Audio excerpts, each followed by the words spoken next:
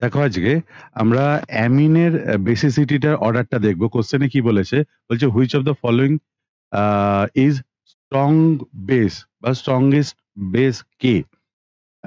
সেটার জন্য আমাদের দেখতে হবে যে অ্যামিনের যে বেসিসিটি অর্ডারটা আমরা দেখতে পাই সেটা হলো প্রথমে 2 ডিগ্রি থাকে অ্যান্ড 1 ডিগ্রি, তারপরে আসে 3 ডিগ্রি অ্যান্ড তারপরে আসে অ্যানিলিন।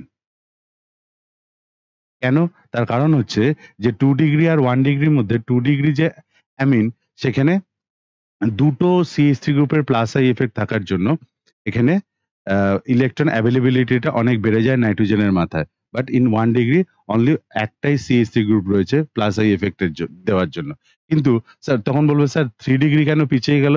3 ডিগ্রি পেছনের কারণ হচ্ছে তিনটে CH3 গ্রুপের একটা স্টেরিক এফেক্ট থাকে, ফলে সেক্ষেত্রে সেখানে বেসিসিটিটা নষ্ট হয়ে যায়, বেসিসিটিটা খারাপ হয়ে যায়।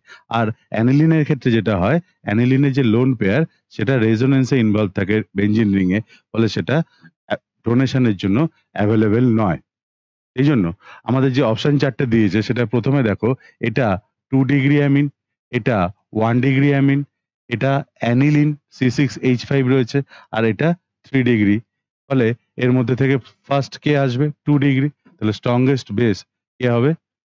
2 degree amine. Option A is the correct answer.